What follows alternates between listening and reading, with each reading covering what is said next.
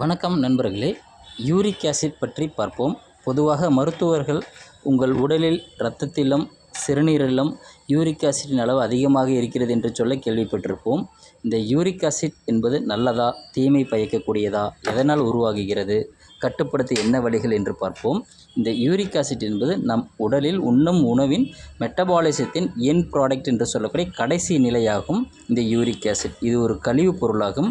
இது உடலின் புரோட்டீன் என்று சொல்லக்கூடிய புரதச்சத்துக்கள் உடையும் போது உருவாகுகிறது.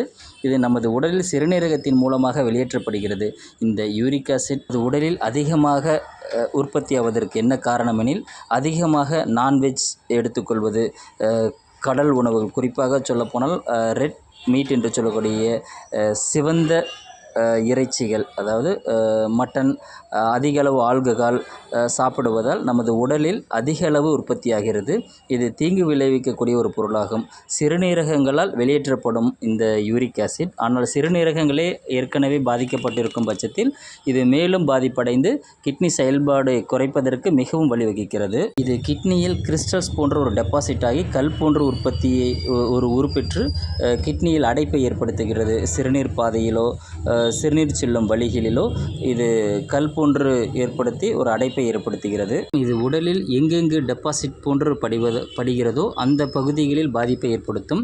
குறிப்பாக முட்டியில், கைகள், கால்களில் முட்டிகளில் டெபாசிட் ஆவதால் கவுட் என்று சொல்லக்கூடிய கீழ்வாதம், முடக்குவாதம் ஏற்படுத்துகிறது. முட்டிகளில் வீக்கம் ஏற்படும், மடக்க முடியாமல் போவது, வளைந்து நெளிந்து விரல்கள் காணப்படும். இதை எவ்வாறு கட்டுப்படுத்தலாம் என்றால், புரோட்டீன் நிறைந்த உணவுகளை குறைவாக நாம் எடுத்துக்கொள்ள வேண்டும். கடல் சார்ந்த உணவுகள், ரெட் மீட் என்று சொல்லக்கூடிய சிவப்பு இறைச்சி, மட்டன், ஆல்கஹால், குறிப்பாக பீர் அதிகமாக எடுத்துக்கொள்பவர்களில் இந்த யூரிக் ஆசிட்டின் பாதிப்புகள் அதிகமாக காணப்படும். ஃப்ரக்டோஸ் அதிகமாக உள்ள உணவுகள் மூலமாகவும் இது பாதிப்பை ஏற்படுத்தும். குறிப்பாக ஃபேண்டா, கோக் போன்ற குளிர்பானங்களிலும் இது அதிகமாக காணப்படும். இது இருப்பதற்கு சிறிய தொந்தரவு போன்று இருந்தாலும் இது அதிக அளவு ஹார்ட் டிசீஸ், பக்கவாதம் மற்றும் கீழ்வாதம், சிறுநீரக கற்கள் உருவாவது, கிட்னி செயலிழப்பு போன்றவற்றிற்கும் வழிவகையாக அமைகிறது. கொலஸ்ட்ரால், ஃபேட் நிறைந்த உணவுகள் அதிகமாக எடுப்பதை தவிர்க்க வேண்டும். மற்றும் உணவு அதிகமாக சாப்பிட்டு கொண்டே இருப்பவர்களுக்கும் இது அதிகமாக இந்த பிரச்சனைகள் ஏற்படும். மற்றும் ஃபாஸ்டிங், விரதம் இருப்பவர்களுக்கும், குறைவாக சாப்பிடுபவர்களுக்கும் இந்த பிரச்சனைகள் ஏற்படுத்தும். இது எவ்வாறு கண்டறியலாம் என்றால், பரிசோதனைகள் மூலமாக கண்டறியலாம்.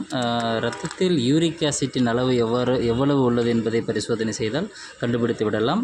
மற்றும் சிறுநீர் பரிசோதனைகளில் டெபாசிட் என்று சொல்லக்கூடிய பரிசோதனைகளில் கிறிஸ்டல்ஸ், ஏதாவது யூரிக் ஆசிட் கிறிஸ்டல்ஸ் உருவாகி உள்ளதா என்பதை பரிசோதனை செய்தும் அறிந்து கொள்ளலாம். இயற்கையான உணவுகளையும் ஆரோக்கியமான உணவுகளையும் ரசாயனம் இல்லாத உணவுகளையும் சாப்பிட்டு ஆரோக்கியமாக வாழ்வோம். சமுதாயத்தையும் ஆரோக்கியமாக வாழ வைப்போம். நன்றி, வணக்கம் நண்பர்களே.